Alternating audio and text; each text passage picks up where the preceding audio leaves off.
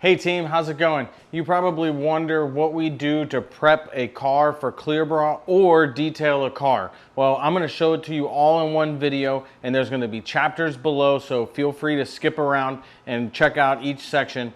But I just bought a brand new CT4V Blackwing, and it hasn't been washed yet. I just got it from the dealer. It's got a couple fun things to work on it. For example, it had a previous vinyl wrap, and so there's a lot of adhesive residue, and I'm going to show you how to remove all that and how we clean the interior, you name it. All right guys, first thing we're going to do, and we always do this first, is we clean our wheels first. And I have a pretty concentrated version of American Detailer Garage F-Bomb here, and so I like to clean the tires and the wheels, but first I'm going to let it soak, and I'll show you what we do and what tools we use for that in just a second. One thing I immediately notice on this car is that it has tons of tire shine slung up in the wheel well and on the white paint. So we don't want that. The next step in our process is always going to be iron and fallout remover. It does tend to work better on dry surfaces. You can do it on a damp surface, but we're going to spray this pretty good. And I primarily use SB3 Decon. It actually is the one iron and fallout remover that smells semi-decent. So I'm going to get that spraying and dwelling. And what iron and fallout remover does is, whether it's rail transport, truck transport, or cargo ship, you name it, shards of metal, or just driving on the highway, construction especially, shards of metal get embedded in the paint. So if you ever owned a light colored vehicle and you notice these tiny, tiny little, what looks like rust spots, your vehicle's not really rusting. It's the iron shards that are embedded in your paint that are rusting.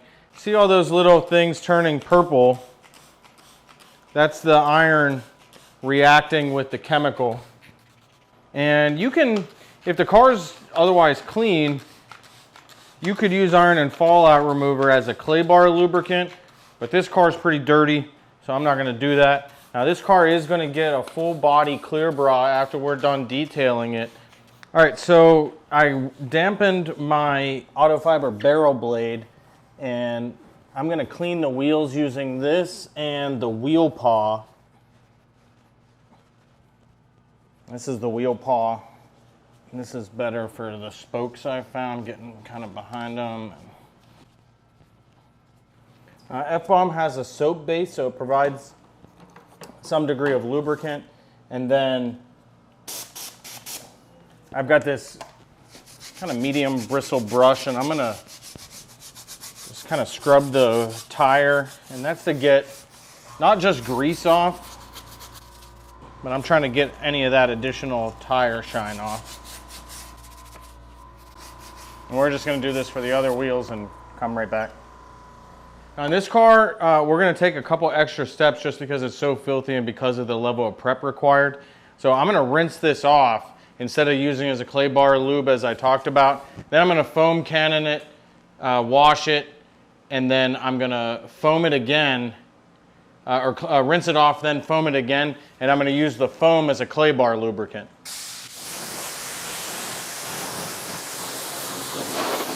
You can see where there's some adhesive residue right here, and it's just collected dirt. And so I'm going to kind of get that off with the Rapid Tac, and you can kind of see the line along here. This isn't really a common thing that we have to deal with, but you know, it can happen. All right, so I got the adhesive remover burning my lungs, and now I'm gonna rinse the car off. There we go.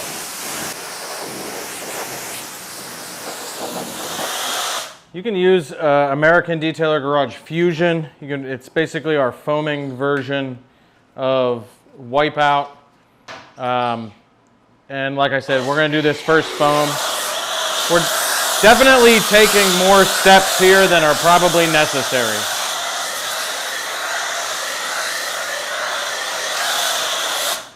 But we tend to err on the side of caution, especially before a clear bra job, PPF job.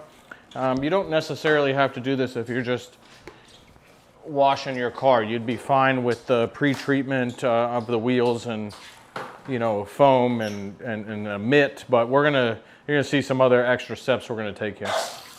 All right, what we have here, I'm filling up a bucket with deionized water. You can get these grit guards and this attachment. It's like a pump attachment on our site. And basically we're gonna use this to rinse. And when you put this is a Zero Cuff Mitt. It's our favorite Autofiber mitt. When you push this in, see how it does that? So it kind of like rinses and scrubs. We have a couple different versions of stuff on our site, but you can get that there. All right, we're gonna use the Zero Cuff Mitt. We're gonna work top to bottom, side to side, and you know, we don't wanna start down here and then we go back up to here, because then all the grit or all the crap that comes from up here is gonna intermingle down here. So we're always gonna go best we can based on the design of the vehicle. Sometimes it's a little bit harder than others, but we're gonna go top to bottom, side to side. And then every so often, you're gonna rinse it out. There's actually not a lot of dirt left on this after all the pre-treatment.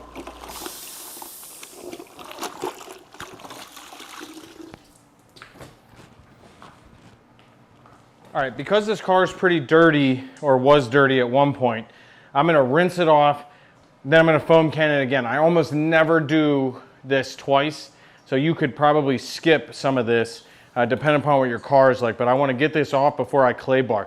This paint is really rough, and I don't know, you know, what they did before the vinyl or after the removal, so that's why I'm taking these extra steps. All right, I told you we're gonna foam cannon again, and really you could use, you could even use American Detailer Garage Wipeout. That's a little bit more concentrated as a clay bar lubricant. But because we're doing clear bra, I'm gonna spray foam again, because I'm also gonna use a detailing brush to hit the edges.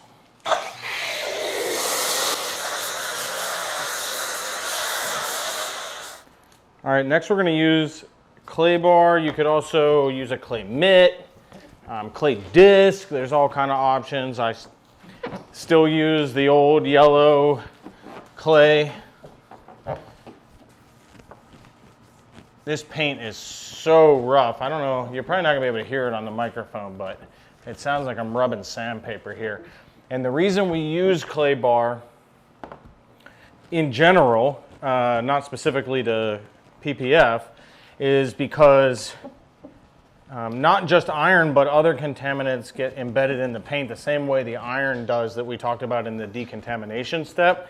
And this clay bar is gonna kind of grab them and pull them out. And so what felt like sandpaper before, I don't know if you can hear that on camera. Can you hear that on camera, Mike? You hear that? You hear that? You see the difference? Hopefully you can hear that on camera.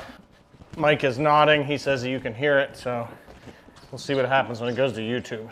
Now, when it comes to PPF specifically, we don't want those contaminants in the paint, because when we lay film down, it could, you know, a contaminant that wouldn't come off with just a wash sponge may come up with the adhesive on the film, and then it looks like debris, like dust or something.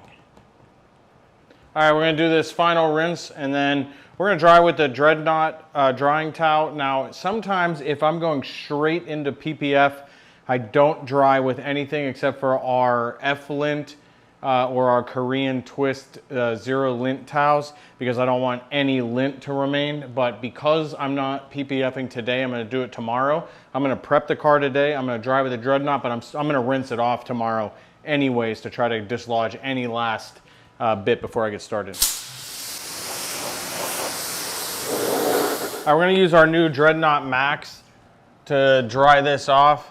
The Dreadnought Max differs from the standard Dreadnought, which is our most popular drying towel, in the sense that it has an extra layer between. It makes it a little bit stiffer, which is nice, and also the water from one side doesn't absorb to the other side as fast.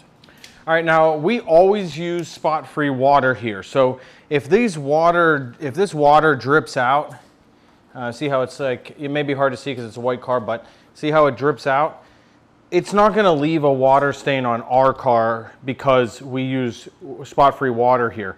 But if you don't have spot-free water, and you're going to want to dry it, and you don't want to be working on the rest of the car, and meanwhile the car is like leaking everywhere, and then the sun hits it or something if you're a mobile detailer, and then it leaves this stain and kind of damages your work. Or if you're ceramic coating, it may just interfere, or polish, it may interfere.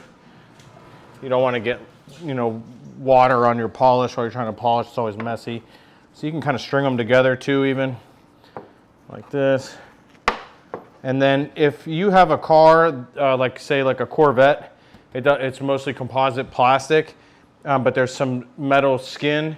You can string, and if you get enough drip strips, you can string them across. So if this was a car that I was concerned about, you could do this. See the water? It's going to fall out. That water is going to fall out at some point, right? But this is basically a Dreadnought towel, but in drip strip form with magnets. So, we could do this. No more dripping. And I got a bunch of these things, and they're really useful. You can see how it's like the water's weeping out of here. So same thing. You don't want that water staining the car or interfering with the rest of your work. All right, if you watched our other video about how to dry, you know that we tend to use compressed air. You may not have access to compressed air, but if you do, I highly recommend it to blow out the lug nuts at a minimum and to blow off the tires. I like to do that for the same reason I like to use the drip strips. I don't want the lug nuts seeping water. But then what we have is we have the Autofiber wheel flip, and it comes in different sections. You can kind of put your hand in it like a mitt if you need to, and you can get the last little bit of water or residue remaining. Really good idea to use before ceramic coating, just in case there's like the slightest bit dirt left. But by now with the Wheel Paw and the barrel blade, you really shouldn't have much left.